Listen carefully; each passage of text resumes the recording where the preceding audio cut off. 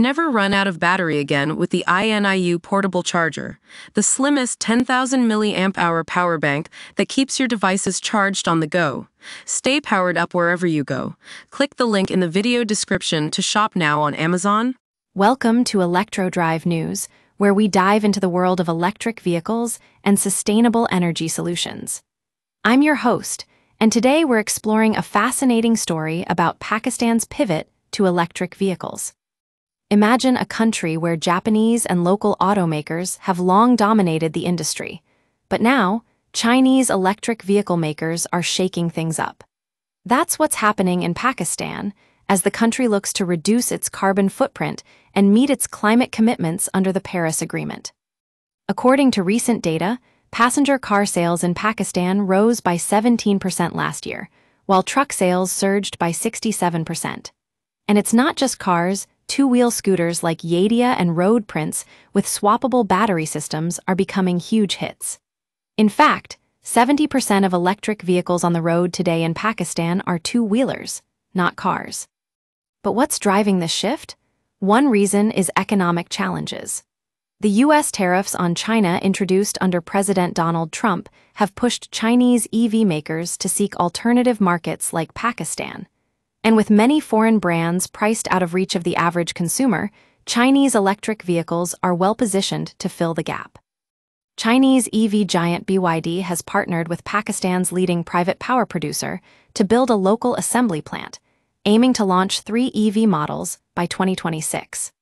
Meanwhile, Sasgar Engineering's collaboration with Great Wall Motors is introducing the Aura 3 EV to the market. And with the government offering incentives such as tax breaks and reduced import duties, it's creating an attractive business environment for investors. But there are challenges ahead. High upfront costs remain a barrier to EV adoption in Pakistan. Expanding access will require targeted financing and subsidy programs. And despite having surplus generation capacity, Pakistan's power grid still faces periodic shortfalls, making fast charging infrastructure essential. However, the benefits of electric vehicles can't be ignored. Not only are they more affordable than traditional cars, but they also offer lower maintenance costs and stylish designs. As Neem Haroon, CEO of a company in Karachi, says, the growing partnership between Pakistan and China in the automotive sector will drive innovation. So what's next for Pakistan's EV market? The government plans to establish dedicated EV production zones and manufacturing facilities in each province, including the capital, Islamabad. And with BYD Pakistan working with oil marketing companies to install 2030 fast chargers across major cities, it's clear that progress is being made. In conclusion, Pakistan's pivot to electric vehicles marks an exciting new chapter for the country's automotive sector.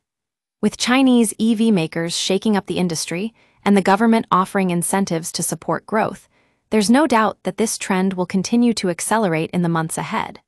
Join us next time on ElectroDrive News as we explore more stories from the world of sustainable energy and electric vehicles.